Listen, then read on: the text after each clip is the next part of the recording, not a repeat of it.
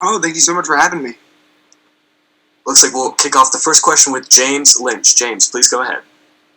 Hey, Drew. Good to talk to you. Your teammate Justin Gaethje just got a humongous win over the weekend, interim title. How much does that give you a boost heading into this fight? A ton. I mean, him and I, he was originally helping me prepare for my original date, which was May 2nd, and then he got the fight offer, and so him and I had just been killing each other, every week. And so just seeing him be able to perform, in the third, fourth, and fifth round like that, it just gives me a whole lot of confidence that I'm able to perform equally as well. You were supposed to fight Diego Ferreira back on May 2nd, and fighting Alex Hernandez now. Has there been much of an adjustment in training camp for the new opponent? Not so much. I think my camps are always how I can improve myself and how I can be a better fighter every time I step in the cage. Now, going from a jiu-jitsu specialist to Alexander, who's posing different problems, to me it's the same fight. It's negating their strengths and putting me in my strengths and allowing me to perform at my best. We haven't seen Hernandez in the cage since last July. How much do you think that will affect him in this fight, just having such a long layoff? None whatsoever. I think he's enthusiastic. I think he's been training hard, and I think I don't really think layoffs matter as much. Now it's just a matter of what kind of Hernandez is going to show up in the cage. And then last one for me, how's the weight going? I know we're all in quarantine and stuff. I know lightweight's a difficult cut for you. How are things going ahead of this fight? It's going as part of the plan.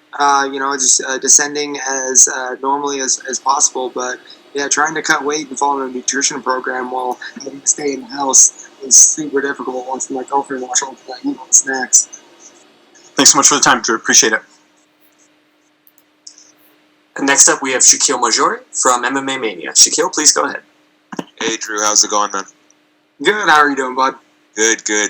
Now, I know that fighters don't like to put a lot of stock in shared opponents, but what do you make of Alex's performance against Beneil Dariush? That was a long time ago. Oh, yeah. Well, that kind of caught my eye. I saw that performance, and I was like, holy cow. I've been a huge fan of Beneil's, and so seeing a fight end in that fashion definitely opened my eyes. So to me, it was just it turned into, it's not if I fight Alex, it's when I fight Alex. And so I've been watching his career every single fight in the UFC. Sure. And as a follow-up to that, Alex sort of talked about how he had this sort of huge jump into the UFC and immediately made a splash, and it sort of puts these expectations on him as a young up-and-coming fighter. Considering how much he's evolving fight to fight, do you think that people are overlooking Alex?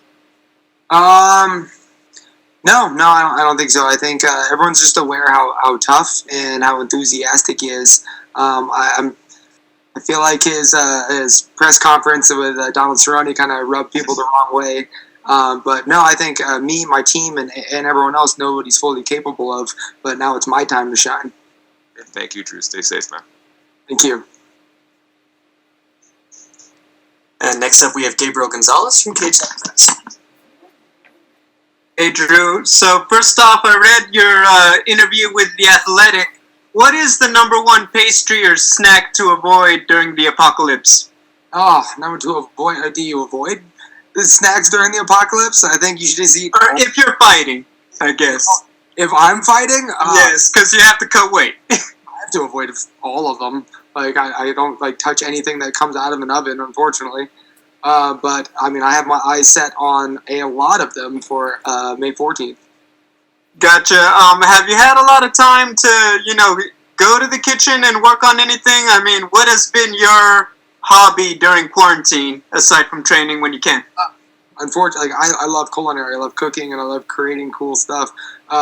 But I follow a strict nutrition program, so I have it all delivered and prepared for me. So I'm extremely eager to cook myself some meals and have some date nights with my girlfriend.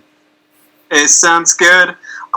Being in quarantine at the Fighter Hotel, have you thought about how you're going to approach the next 50 or so hours? Because obviously they're encouraging you guys to stay in and avoid as many people as you can go before the fight. I'm going to get in, get my job done, and get out and celebrate in Denver, Colorado with Justin Gaethje. Have you guys talked about how you guys are going to party during the apocalypse with the wins? I mean, honestly, I think Justin Gaethje just sent me a donut that says he's got some fresh donuts prepared for him and I when I get back. It sounds good, man. Good luck. Thank you.